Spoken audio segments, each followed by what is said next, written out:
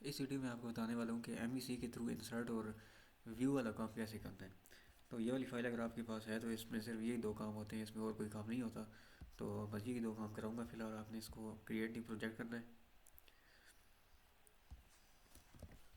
आगे से इस ऑप्शन को सिलेक्ट करना है, यहाँ से उसको फाइंड आउट कर लेना है। ठीक है, नेक्स्ट। नाम कुछ भी रख दो, मैं रखूँगा MVC6 क्योंकि पहले 5 प्रोजेक्ट्स मैं इसके बना चुका हूँ। और .NET 8 इसको सिलेक्ट करो और क्रिएट कर लो। अब प्रोजेक्ट मेरा बन गया। अब सबसे पहले काम ये करना है कि आपने ना जो है ना इसके वो पैकेजेस इंस्टॉल करने हैं। तो डिपेंडेंसी पे राइट क्लिक करके मैनेज पैकेजेस में जाके ब्राउज़ पे जाके यहाँ पे मैं आपको 3 पैकेजेस बताऊँगा, वो आपने इंस्टॉल कर लेने हैं। सबसे पहले ये वाला पैकेज है, लेकिन मैं आपको दिखा देता हूँ, लेकिन उस तरीके से आप इसको इंस्टॉल ना करो।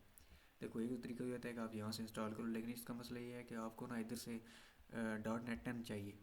इससे बेहतर तरीका जो है वो ये है कि आप जाओ यहाँ पे टूल्स पे, नगेट पैकेट मैनेजर और पैकेज मैनेजर कंसोल। यहाँ पे आपने कमांड लिखनी है क्योंकि हमने शुरू में .NET 8 सिलेक्ट किया था ना, तो इसके लिए हमने जो एंटिटी फ्रेमवर्क कोर वाली एक्सटेंशन करनी है वो भी .NET 8 के लिए करनी होगी। ठीक है, ये वाली जो यहाँ पे शो हो रही है ये .NET 10 के लिए शो हो रही है।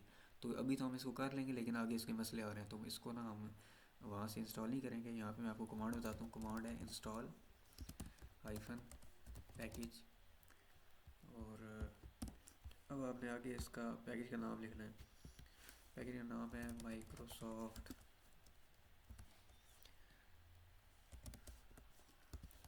Dot entity framework core minus version 8.0.0।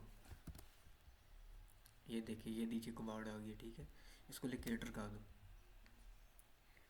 हो गया इंस्टॉल। अब अगला पैकेज, अब दूसरा पैकेज जो इंस्टॉल करना है वो ये वाला करना है।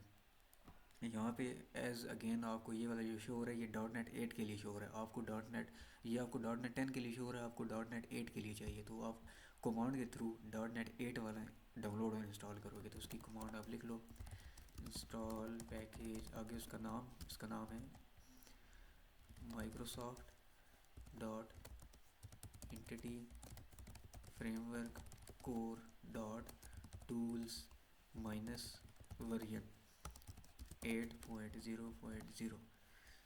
ये नीचे मैंने कमांड डाल दी। ठीक है, एंटर। अब इसका जो .NET 8 वाला जो वर्जन था वो भी इंस्टॉल हो गया। वो इंस्टॉल हो गया ना। अब ये दो एक्सटेंशन हमने इंस्टॉल कर ली, तीसरी एक्सटेंशन की अब बारी है। अब इसको इंस्टॉल करना है, लेकिन ये जो शो हो रही है ये भी .NET 10 के लिए, हमें .NET 8 के लिए चाहिए। तो इसकी भी आप कमांड लिखो,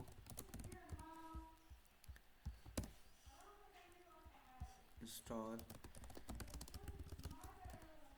package Microsoft dot entity framework core dot SQL server minus version 8.0.0। ये नीचे कमांड जो मैंने हाईलाइट कर दी ये कमांड है। ठीक है, इसको लेके आपने एंटर कर देना।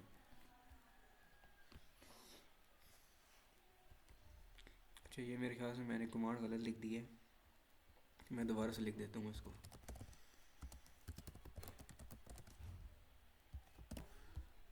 कमांड मैंने लिख दी दोबारा से, सही वाली। अब लेट्स सी ये चलता है नहीं, चल गया। ठीक है, अच्छा ये तीनों हमने इसमें कर लिए हैं, पैकेजेस इंस्टॉल कर लिए। अब अगला जो काम करना है वो ये है कि MVC का मतलब होता है मॉडल व्यू कंट्रोलर। सबसे पहले हम मॉडल पे काम करेंगे। मॉडल में हम क्या लिखते होते हैं, प्रॉपर्टीज़ लिखते होते हैं। जो अगर आपने 3 टायर पढ़ा है तो प्रॉपर्टीज़ आपको पता है ना। तो मैं आपको उस लिहाज से करता हूँ। पहले तो आप लिखो एंटिटीज़ का एक एक बनाओ ना, एक फ़ोल्डर इसमें बनाओ ऐड, और न्यू फोल्डर जिसका नाम होगा एंटिटीज़। ठीक है, इसके अंदर आप बनाओ एक क्लास बनाओ जिसका नाम रखो प्रोडक्ट। तो ये मैं एक दफ़ा फाइलिंग बना लूँ फिर मैं आपको इसकी बातें बताता हूँ। बन गया। ठीक है, अच्छा। अब मॉड अब ये जो एंटिटीज़ फोल्डर मैंने बनाया है, इसके अंदर ये जो मैंने प्रोडक्ट बनाया है ये क्या चीज़ है, ये पता है क्या है? ये जो हमने देखो जो 3 टायर होता था ना, 3 टायर, और उससे पहले जो सिंपल कराड होता था उसमें हमने मैनुअली क्या करते थे कि हम एसक्यूएल की जो जो थी कमांडें थी वो हम लिखते होते थे प्रोग्राम के अंदर, इस प्रोग्रामिंग के अंदर हम लिखते थे। एमवीसी का ये फ़ायदा होता है कि इसमें हमें इसकी ज़रूरत कोई नहीं होती, इसमें हम कमांडें नहीं लिखते होते, इसमें जो है ना वो उस तरीके से हम टेबल भी नहीं बनाते होते। तो वो जो टेबल हम बनाते होते हैं वो यहाँ पे बनाते होते हैं। तो वो हम कैसे बनाएंगे, तो उसकी अभी ना मैं पहले लिखूँगा, कॉलम्स लिखूँगा। कॉलम्स क्या होने चाहिए उसके, देखो उसके कॉलम होने चाहिए, एक तो मैं चाहता हूँ आईडी हो, दूसरा नेम हो, और तीसरा डिस्क्रिप्शन हो, चौथी प्राइस हो। तो public int ID get set public string name get set public string description get set public float price get set. ठीक हो गया। ये 4 जो मैंने बनाए हैं ये कॉलम बनाए हैं, ये आप समझो कि एक मैं टेबल बनाऊंगा जिसका नाम प्रोडक्ट होगा, उसके अंदर अभी मैंने कॉलम बनाया है। अच्छा कॉलम तो मैंने बना लिया, अब मैं चाहता हूँ कि एक ऐप प्रॉप्स बनाऊँ। वो जो मैं पहले ऐप प्रॉप्स बनाता था ना 3 टायर में, वो ऐप प्रॉप्स क्या करते थे कि वो ओवरऑल पूरा जो प्रोग्राम होता था उसके अंदर वैल्यूज़ को इधर उधर लेके जाते थे, मतलब एक क्लास से लेके दूसरी क्लास में वो लेके जाते थे। तो इसका मैं नाम रखूँगा ऐड प्रोडक्ट। इसमें सिर्फ मैं वैल्यूज़ लिखूँगा, नेम, ये वैल्यूज़ आ गई हैं, पब्लिक स्ट्रिंग नेम डिस्क्रिप्शन और नेम डिस्क्रिप्शन और प्राइस। आईडी क्यों नहीं, क्योंकि वो ऑटो इंक्रीमेंट वो खुद ही बना देगा। मॉडल का जो काम था वो हो गया। अब अगला काम ये है कि देखो मैंने कॉलम्स तो बना लिए, अब मैंने टेबल बनाना है। तो वो बनाने के लिए पहले आप एक फ़ोल्डर बनाओ जिसका नाम रखो डाटा। फोल्डर बन गया डाटा, इसके अंदर आप एक क्लास बनाओ जिसका आप नाम रखो, वैसे तो कुछ भी रख सकते हो लेकिन आप रखो इसका एप्लीकेशन डीबी कॉन्टेक्स्ट। अच्छा वो जो मैंने आपसे तीन वो जो मैंने आपसे 3 एक्सटेंशन इंस्टॉल करवाई थी, तो उनका फ़ायदा जो है ना वो यहाँ पे इस्तेमाल होता है। कॉलन यहाँ पे आप लिखो डीबी कॉन्टेक्स्ट इंटर, ये देखो ये जो ऊपर आ गया using Microsoft entity framework core, ये जो हमने अभी इंस्टॉल किए ना चीज़ें, ये उसकी चीज़ें, ये पहले से ये बिल्ट इन नहीं था। अच्छा अब आपने एक कंस्ट्रक्टर बना लेना है और एज यू नो कुछ चीज़ें आपको रटनी होती हैं। तो एक तो ये 2026 का जो है ना ये क्या कहते हैं, विजुअल स्टूडियो ये खुद ही लिख देता है, नहीं तो मैं इसको खुद भी लिख सकता था। इवन कि अगर मैं नेट भी बंद कर दूँ, अभी मैं इंटरनेट ऑफ करने वाला हूँ, इंटरनेट ऑफ हो गया। मैं अगला काम इंटरनेट के बगैर करूँगा। एप्लीकेशन डीबी कॉन्टेक्स्ट कंस्ट्रक्टर बनाया, इसके अंदर मैं चाहता हूँ कि क्या हो कि डीबी कॉन्टेक्स्ट ऑप्शंस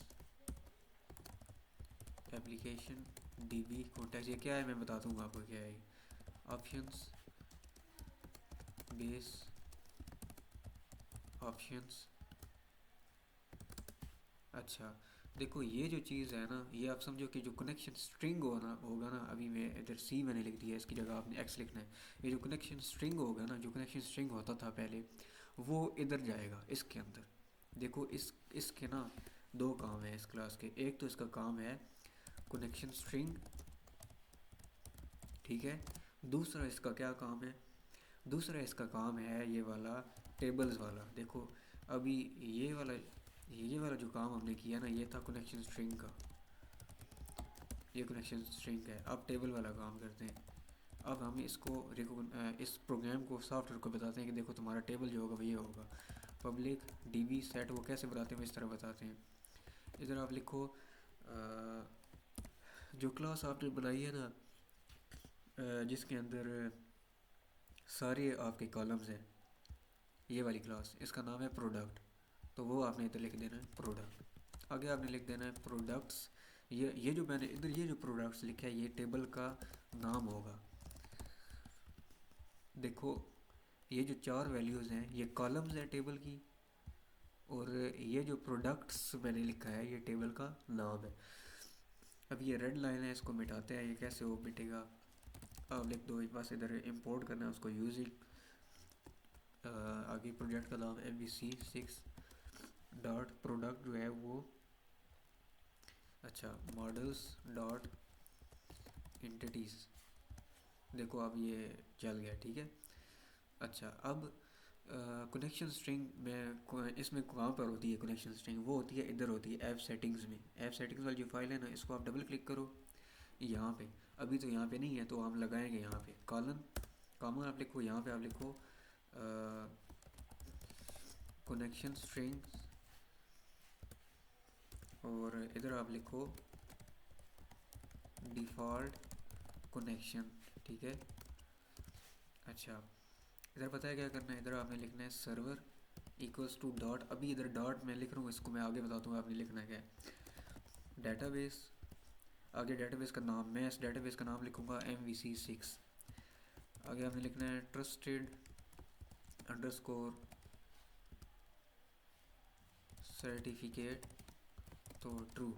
एक और चीज़ थी ट्रस्टेड सर्वर, इस तरह की कोई चीज़ थी, वो मैं आपको थोड़ी देर तक बताता हूँ क्या चीज़ है। लेकिन मैं अभी ये जो डॉट है ना, ये पता है क्या है, आपके पास एक सॉफ्टवेयर होगा जिसका नाम होगा SQL सर्वर मैनेजमेंट स्टूडियो 20 या 21 जो भी है, ठीक है। इसको आप ओपन करो,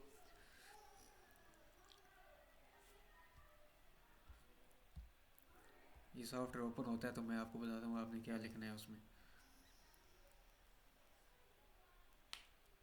बस इधर से एक चीज़ देखनी है आपने,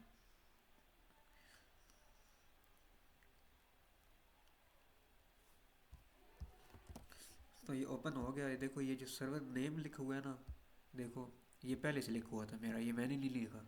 तो ये लिखा हुआ है ThinkPad -T480 as it is, इसको लिख देना है। लेकिन जो बैक स्लैशेज होंगी वो आपने दो डालनी है। डॉट की जगह हमें क्या लिखना है, थिंक पैड। आपका अपना कोई नाम लिखा होगा वहाँ पे, थिंक पैड, मेरा मैं अपना लिख रहा हूँ T480। ये बैक स्लैश है, इसको इधर एक है तो आपने इधर दो लिख लिए। आगे आपने लिखना है जो भी आगे लिखा होता है SQL एक्सप्रेस। यहाँ पे आपने ट्रस्टेड सर्टिफिकेट नहीं लिखना, यहाँ पे आपने लिखना है ट्रस्टेड कनेक्शन, इसको ट्रू लिखना है। और trusted server certificate equals to, इसको भी ट्रू रखना है बस। अभी भी अभी आपको समझ आ गया ना कि इसकी कनेक्शन स्ट्रिंग क्या है। इसको मैं सेव कर लेता हूँ फाइल को और इसको क्लोज कर देता हूँ। अभी भी आप समझो कि अभी भी इसमें एक काम रहता है, वो क्या है, अभी भी हमने सॉफ्टवेयर को समझाना है कि उसने जो है ना डेटाबेस के साथ कैसे कनेक्ट होता है। तो ये वाली फाइल program.cs आपने ओपन कर लेनी है और यहाँ पे आपने बिल्डर से नीचे वाले यहाँ पे आपने एक लाइन लिखनी है, दो लाइनें लिखनी है, वो मैं बता देता हूँ। Services dot add DB context, आगे जो आपने ये वाली फाइल बनाई थी एप्लीकेशन DB कॉन्टेक्स्ट ऑप्शंस, इसको मैं नेक्स्ट लाइन में ले आया हूँ, options dot use SQL server dot, बल्कि इधर आप लिखो builder dot configuration dot get connection string default connection. अब जाके जो डेटाबेस का काम है ना वो आपका सही से हुआ है। इसमें आपने और भी कुछ चेंजेस करनी है, मैं आपको बताता हूँ। वो ये है कि इधर कंट्रोलर के साथ होम लिखा हुआ है, ये बाय डिफ़ॉल्ट होम ही होता है, इसको आपने प्रोडक्ट कर देना है क्योंकि हम नया बनाएंगे इधर कंट्रोलर। बस आप इसको सेव कर दो और क्लोज़ कर दो, प्रोडक्ट फाइल को भी क्लोज़ कर दो, ऐड प्रोडक्ट को भी क्लोज़ कर दो, और इसकी ज़रूरत नहीं है, इसको भी आगे क्लोज़ कर देता हूँ। देखो कंट्रोलर पे अब आ जाओ, इधर हम नया कंट्रोलर बनाएंगे, उसका नाम होगा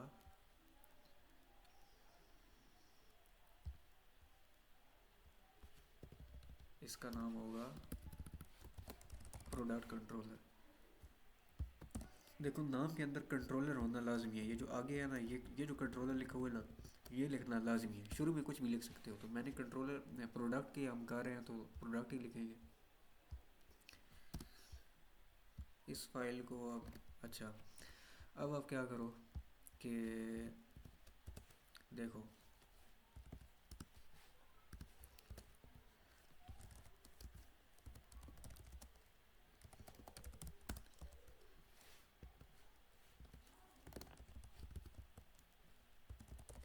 application dB context underscore context. ये मैंने क्या किया है इधर, ये मैंने काम यूँ किया है कि ये वाली जो फाइल है इसके अंदर दो चीज़ें स्टोर होनी है। एक तो कनेक्शन स्ट्रिंग स्टोर होना है और एक तो टेबल स्टोर होना है। तो हमें ये फ़ाइल डीबी कॉन्टेक्स्ट वाली इसके अंदर प्रोडक्ट कंट्रोलर के अंदर चाहिए होगी, ठीक है। तो ये जो अंडरस्कोर कॉन्टेक्स्ट मैंने बनाया ना, एक वेरिएबल बनाया, अभी एक एम्प्टी वेरिएबल है जिसके अंदर एम्प्टी वेरिएबल है जिसके अंदर which has no connection string, जिसके अंदर कनेक्शन स्ट्रिंग भी नहीं है, प्लस नो टेबल भी नहीं है इसके अंदर। ठीक हो गया। अच्छा, अब हम करेंगे एक चीज़ होती है इसके अंदर ASP.NET के अंदर जिसको हम बोलते हैं डिपेंडेंसी इंजेक्शन। ये कहाँ पे लगती है?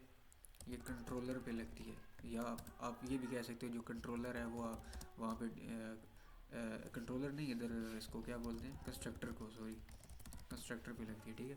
अब कंस्ट्रक्टर होगा इसका प्रोडक्ट कंट्रोलर, और इधर आप लिख दो एप्लीकेशन डीबी कॉन्टेक्स्ट। इधर मैं आपको बताता हूँ हो क्या रहा है, underscore context is equals to context. देखो डिपेंडेंसी इंजेक्शन का मतलब ये होता है कि जो ऑब्जेक्ट होता है ना, नॉर्मली हम ऊप में ऑब्जेक्ट हम इस क्लास का जब हमने इसमें इस्तेमाल करना हो तो हम ऑब्जेक्ट बनाते होते हैं। तो इधर डिपेंडेंसी इंजेक्शन ये होता है कि ऑब्जेक्ट बनाने की ज़रूरत नहीं होती, वो काम खुद ही कर देगा अगर आप जो है ना बस इसके कंट्रोलर के अंदर ये वाला काम कर दो, ठीक है। तो हो क्या रहा है कि ये जो अंडरस्कोर कॉन्टेक्स्ट था ये पहले एम्प्टी था, अब क्या हो गया, अब अंडरस्कोर कॉन्टेक्स्ट के अंदर कनेक्शन स्ट्रिंग भी आ गया प्लस टेबल भी आ गया। इसको टेबल भी पता चल गया, इसको ये भी पता है कि टेबल का नाम प्रोडक्ट है, इसको कनेक्शन स्ट्रिंग का भी पता चल गया। बस इसके अंदर टेबल का जो डाटा है ना वो नहीं है, no data of table sorry, ठीक है। अच्छा हो गया ये। अब ये करना है कि ये जो प्रोडक्ट वाला काम हम कर रहे हैं ना, इसमें दो काम करने हैं हमने। एक तो व्यू वाला अभी जो मैं कराऊंगा, एक तो व्यू वाला और दूसरा इंसर्ट वाला। तो पहले व्यू वाला, इसमें इंडेक्स में हम व्यू वाला कर लेंगे। इसको आप लिख दो HTTP गेट, और गेट और पोस्ट में आगे जाके मैं आपको फ़र्क समझ आ जाएगा, वो मैं आपको बता दूंगा। या मैं इसको अभी नहीं ना लिखता, इसको मैं एंड पे लिखता हूँ, जब वो मसला आएगा तो उस जगह पे मैं लिखूँगा।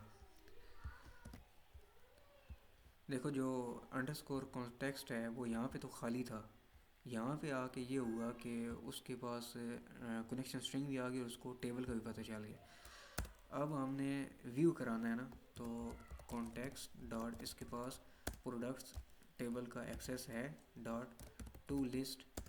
मैं चाहता हूँ ये जो है ना इसको क्या करे, स्टोर कर दे प्रोडक्ट्स वेरिएबल के अंदर और प्रोडक्ट्स वेरिएबल को रिटर्न कर दे। बस व्यू वाला काम सिर्फ यही कोई था। अब हम करेंगे इंसर्ट वाला काम। तो आप लिखो पब्लिक आई एक्शन रिज़ल्ट, और इधर आप कुछ भी फंक्शन का नाम लिख सकते हो। अच्छा, ये आई एक्शन रिज़ल्ट क्या चीज़ है? देखो आई एक्शन रिज़ल्ट इसका बिल्ट इन एक, आप समझो कि एक क्लास है जो एज ए डाटा टाइप काम कर रही होती है, और ये इंटरफेस है, मतलब नॉर्मल क्लास नहीं, ये इंटरफेस है। देखो जो नॉर्मल है ना, वो अगर आई हटा दो ना तो ये नॉर्मल बन जाएगा, और अगर आई लिख दो तो ये इंटरफेस बन जाएगा। अब इंटरफेस और इसमें सिंपल वाले में क्या फ़र्क है? अगर आप सिंपल वाले करते हो ना तो इसमें कोई मसला आ जाता है ना, तो वो एरर रिटर्न नहीं करेगा। मतलब आपने कुछ वेबसाइट में लिखा होगा आ जाता है ना कि 404 एरर पेज नॉट फाउंड, तो वो इसमें नहीं होगा, वो आई वाले में होगा। ठीक है, ये आई वाले लिख दिया। अब अगर कोई ऐसा पेज नॉट फाउंड वाला कोई मसला आता है तो ये बता देगा कि पेज नॉट फाउंड 404 401, वो वाले एरर्स अब ये बता देगा। ये फ़ायदा होता है इसका। अच्छा, इसने इनपुट करना है जी ऐड प्रोडक्ट,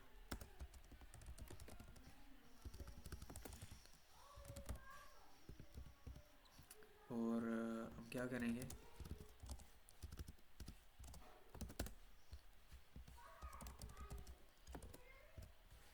अगर तो कोई मसला आ गया तो सिंपली क्या करो कि जो क्रिएट नाम का जो व्यू है उसको क्या करो, रिटर्न कर दो। देखो क्रिएट के अंदर क्या होगा कि मतलब ये इंसर्शन का काम करेगा ना। अब ये जो ऐड प्रोडक्ट है ना, ये जो इसमें सिंपली बस नेम डिस्क्रिप्शन और प्राइस होगी, आईडी इसमें नहीं होगा। ये प्रॉप्स है, ठीक है। ये एक जगह से दूसरी जगह इसने वैल्यूज़ को लेकर जाना है। हम चाहते हैं कि यहाँ से वैल्यूज़ जो है ना, ये वैल्यूज़ लेकर जाए किधर, किधर लेके जाए, इस क्लास से ये लेके जाए, ये डेटाबेस के अंदर स्टोर कर दे। कैसे स्टोर करेगा, ये स्टोर करेगा, इसने स्टोर कर लेना है। आपने एक बनाओ एक प्रोडक्ट का, आप एक क्लास बनाओ, वो ऐसे भी नहीं बनेगी, आपने ऊपर से इंपोर्ट करना होगा यूजिंग MVC6 डॉट। प्रोडक्ट किधर बनाया है, प्रोडक्ट बनाया है मॉडल्स वाला जो फोल्डर है उसके अंदर, एंटिटीज़ फोल्डर है उसके अंदर प्रोडक्ट है। तो मॉडल्स डॉट एंटिटीज़, अब प्रोडक्ट का काम हो जाएगा। अब प्रोडक्ट की जो ऑब्जेक्ट है ना वो बन जाएगा। Product P is equals to new product. अच्छा देखो, ये जो ऐड प्रोडक्ट है ये किसका ऑब्जेक्ट है, ये इस ऐड प्रोडक्ट का ऑब्जेक्ट है। ठीक है, इसमें क्या चीज़ है, इसमें सिर्फ एक तो इसमें नाम है, कॉलन लिख दो, इसको स्टोर कर दो किस में, नेम के अंदर। वो नेम किधर जाएगा, ये जो पी का जो ये जो प्रोडक्ट का जो नेम है ना, प्रोडक्ट का नेम, उसके नेम के अंदर ऐड प्रोडक्ट के नेम की वैल्यू स्टोर हो जाएगी। ये काम हो रहा है इधर। अब आ जाओ जी डिस्क्रिप्शन पे, यही काम होगा। Add product dot description price equals to add product dot price. अगला काम जो करना है आपने, अब इस कॉन्टेक्स्ट की मदद से जो मेन प्रोडक्ट्स वाली जो टेबल है उसके अंदर आप ऐड कर दो। क्या ऐड कर दो, पी को ऐड कर दो। पी क्या कंटेन करता है, पी ये तीन चीज़ें कंटेन करता है। ठीक है, इसके साथ दो लाइनें लिखनी होती हैं। दूसरी लाइन आपने लिखनी है context dot products dot save changes. बल्कि ये नहीं लिखना, आप लिख दो आई थिंक सेव चेंजेस। हाँ, सिर्फ ये काम होगा। अब जब ऐड प्रोडक्ट में से इस प्रोडक्ट में के क्लास के अंदर वैल्यूज़ चली गई हैं, अब मैं चाहता हूँ कि कंट्रोल चले जाए रिटर्न व्यू, बल्कि नहीं इधर होगा redirect to actual name of index. बस ये आपका कंट्रोलर के अंदर जो भी काम था वो आपका काम हो गया। अब हमें बनाने हैं व्यूज़, बनाने हैं व्यूज़। कितने बनाने हैं, दो बनाने हैं। एक इंडेक्स का व्यू बनाना है, एक क्रिएट का व्यू बनाना है। तो व्यू वाला फोल्डर में जाओ, इसमें होम का एक आपके पास बना होगा, वो पहले से था ना। इधर मैं दिखाता हूँ, ये program.cs में जाओ, ये इधर पहले प्रोडक्ट की जगह होम लिखा हुआ था। तो होम इसको कर रहा था, लिंक कर रहा था। तो हमने तो अब प्रोडक्ट पे काम करना है। तो फिर आप क्या करो कि इधर से एक नया फोल्डर बनाओ जिसका नाम आप रखो प्रोडक्ट। और ये जो प्रोडक्ट फोल्डर है इसके अंदर आप क्या करो, दो व्यूज़ बनाओ। एक का नाम इंडेक्स होगा, ये देखो पहले से इंडेक्स इसने लिखा हुआ है, एक तो इंडेक्स होगा। और जो दूसरा होगा उसका नाम होगा क्रिएट।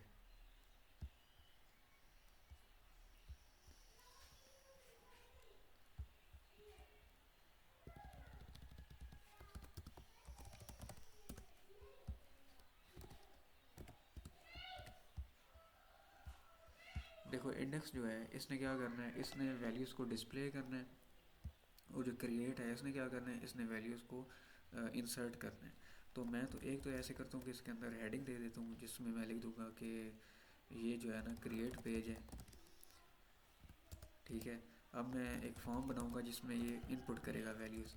मेथड आपने लिख देना है पोस्ट,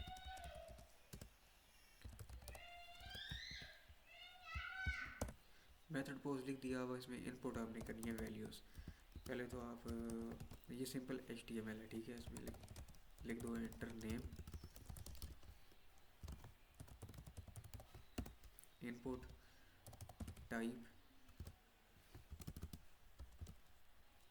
टेक्स्ट, इसको कॉपी करो 3 दफ़ा। मतलब पहली दफ़ा जो है ना वो नेम होगा, दूसरी दफ़ा डिस्क्रिप्शन होगी, और आगे प्राइस होगी। बस। अच्छा, अगला काम जो आपने इसमें करना है वो ये है कि इधर आपने लिख देना है ASP एक्शन, और मतलब इसको लिंक करना है ना, ये मतलब ये जो देखो ये जो फॉर्म बनेगा इसमें जब वैल्यू इंटर होगी, वो वैल्यू हम चाहते हैं कि वो प्रोडक्ट कंट्रोलर के अंदर ये वाला जो क्रिएट वाला फंक्शन आपने बनाया इधर जाए। तो इधर आप लिख दो क्रिएट, और हर फील्ड के साथ आप लिखो ASP हाइफन फॉर, और इधर उसका जो नाम था ना, ये वाला जो नाम था प्रोडक्ट का, प्रोडक्ट को ओपन करो, सॉरी ऐड प्रोडक्ट को ओपन करो। इसमें ये जो नाम लिखे हुए हैं देखो 3, नेम डिस्क्रिप्शन प्राइस, ये आपने लिखने हैं, ठीक है। तो नेम हो गया। अब बारी है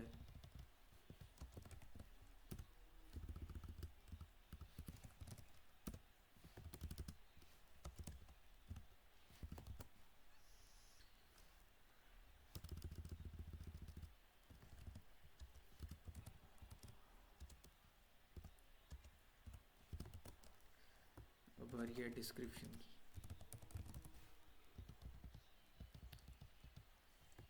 इसके बाद आपने लिखना है ASP हाइफन फॉर प्राइस।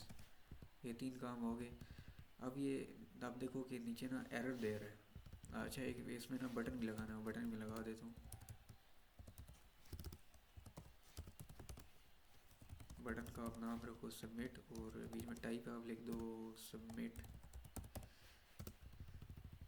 देखो ये जो एरर दे रहा है इसको हटाने का तरीका ये है कि आपने इंपोर्ट करना है मॉडल। इसको इंपोर्ट करना है, यहाँ पे बात हो रही है ऐड प्रोडक्ट की, तो ऐड प्रोडक्ट को इंपोर्ट करना है। तो आप लिखो प्रोजेक्ट का नाम MEC6 डॉट मॉडल मॉडल्स, ठीक है। रुको, हाँ वो आपने एग्जैक्ट फाइल लिखनी होती है, ठीक है। तो मॉडल्स डॉट आप लिखो ऐड प्रोडक्ट, अब ठीक हो जाएगा। देखो अब ठीक हो गया। अब मैं चाहता हूँ कि नीचे एक लिंक हो,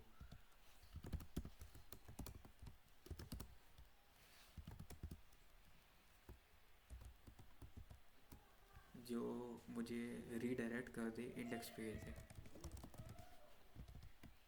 तो इधर आप लिखो ASP एक्शन इंडेक्स, और ASP कंट्रोलर प्रोडक्ट। इसमें हम जो कंट्रोलर होता है ना वो स्पेसिफाई कर रहे होते हैं, और हम प्रोडक्ट नाम का जो कंट्रोलर है ना उस पर काम कर रहे हैं। आगे जो क्रिएट नाम की जो फाइल थी इस पर काम हो गया। अब बारी है इंडेक्स की। इंडेक्स ने क्या काम करना है, इंडेक्स ने व्यू करना है। कहाँ से व्यू करना है, इंडेक्स ने व्यू करना है मॉडल्स, सॉरी मॉडल, इसमें इसने व्यू करना है ये जो सिंपल प्रोडक्ट है इससे व्यू करना है। तो उसको इंपोर्ट कर लो MEC6 dot models dot product,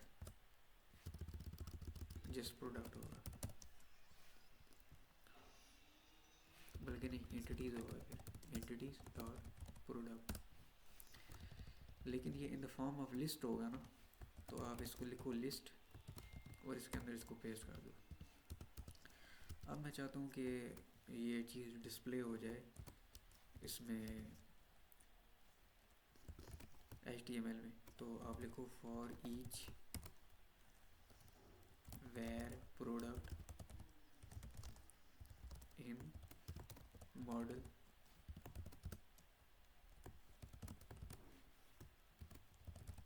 product dot ID।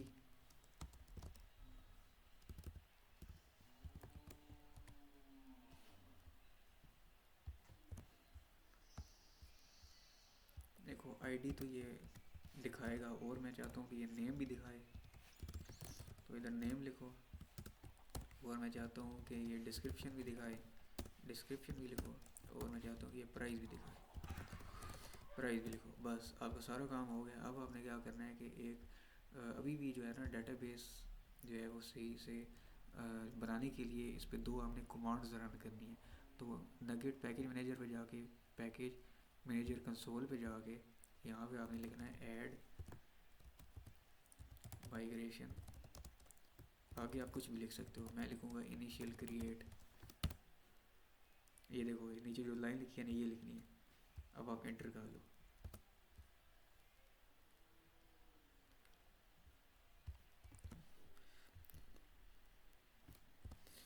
देखो ये जो काम था ना हो गया है। मतलब वो अगर आगे एक फ़ाइल आती है, वो फाइल मैंने बंद कर दी थी। तो ये देखो अब वो जो पहली मैंने आपको कमांड बताई है ऐड माइग्रेशन वाली, वो आपने दबाई और आगे से ये वाला फोल्डर अगर आ गया ना तो समझो आपका काम हो गया। ठीक है, अगली आपने कमांड लगानी होती है अपडेट हाइफन डेटाबेस की। लेकिन ये मैंने लगाई थी, मुझे कोई एरर आया था, तो वो एरर आया था यहाँ पे, यहाँ पे आया था। इसको मैं सेट करता हूँ फिर मैं आगे बताता हूँ आपको। तो उसको मैंने सेट किया, मैंने ये कमांड नीचे लगा दी है। इसको मैं आप चलाऊँगा, लेट्स सी ये चलता है या नहीं चलता। अच्छा ये नीचे मुझे डन वाला ऑप्शन बता रहा है, तो मतलब ये चल गया। ठीक है, देखो अब एक और काम मैं इधर भूल गया था छोटा सा, वो ये था कि इधर मैं चाहता हूँ कि लिंक को उसकी तरफ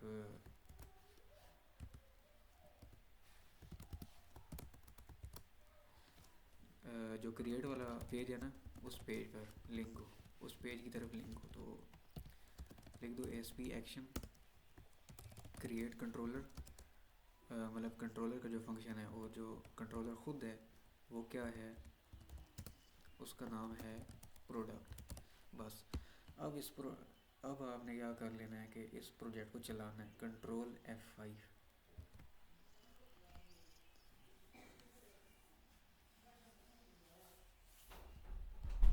प्रोजेक्ट को मैंने चलाया, किसी आ गया, अगर ये आ गया इसका मतलब ये है कि आपका प्रोजेक्ट चल गया। तो ये बाय डिफ़ॉल्ट इंडेक्स पेज ने खोला हुआ है, तो मैंने नीचे लिंक लगाया हुआ था क्रिएट पेज का। तो ये लिंक पे आप जाओ, ये वाला इंटरफेस आएगा। इधर मैंने कुछ वैल्यूज़ पहले लगाई थी और सबमिट। ये देखो मैंने सबमिट पे क्लिक किया और ये मुझे शो हो रहा है। ये मुझे ID 2 शो कर रहा है। उसकी वजह क्या है, उसकी वजह ये है कि मैंने जो माइग्रेशन जो मैंने रन की थी ना, वो जी थी जो मैंने कमांड्स रन की थी, वो कमांड्स मुझे 2 दफ़ा शो हुई थी इस वजह से। तो तो मैं आपको कह रहा था कि जो माइग्रेशंस मैंने रन की थी ना नीचे ये यहाँ पे, ये वाली ऐड माइग्रेशन, तो वो मुझे एक दफ़ा एरर आया था उसकी अपडेट डेटाबेस पे। तो दूसरी दफ़ा मैंने रन की, तो वो जो मैंने 2 दफ़ा जो रन किया ना, इस वजह से वो इसको 2 दिखा रहा है मुझे। अब इसी चीज़ को मैं अपने जो मेरा SQL सर्वर है वहाँ पे भी देख सकता हूँ। देखो ये मेरा सर्वर था ना, सॉफ्टवेयर है SQL सर्वर मैनेजमेंट स्टूडियो। इसको आपने कनेक्ट पे क्लिक कर लेना है। ये आगे चलता है तो मैं आपको दिखाता हूँ। अच्छा ये डेटाबेसेस हैं, इसको आपने एक्सपेंड कर लेना है। और ये जो दूसरे नंबर पे ये जो डेटाबेस है ना MVC6, ये है मेरा डेटाबेस। इसको आपने ओपन कर लेना है। ये टेबल्स है, इसको आपने एक्सपेंड कर लेना है। नीचे यहाँ पे टेबल शो हो जाएगा प्रोडक्ट वाला, ये शो हो गया। ठीक है, इस पर राइट क्लिक करो और इधर एक ऑप्शन होगा सिलेक्ट टॉप 100,000 रोज। इस पर क्लिक करो और यहाँ पे मुझे वो शो हो जाएगा जो भी मेरी वैल्यूज़ थी। ये देखो ये इसने मुझे नीचे शो कर दिए। अब ये तो 1000 था ना, अगर मैं चाहता हूँ कि मेरी 1000 से ज़्यादा है तो आपने कमांड लिख देनी है सिलेक्ट स्टार फ्रॉम प्रोडक्ट्स। ठीक है, सेमी कॉलन, वो आगे ये एग्जीक्यूट वाला बटन है, ये दबा देना है, फिर ये चल जाएगा। बस यही कुछ। तो बस अब आप इसको क्लोज़ कर दो। ये आपका जो इंसर्ट और व्यू वाला काम है ना वो हो गया। ठीक है, बस वो यही कुछ था। कोड मैं आपको दे दूंगा नीचे डिस्क्रिप्शन में।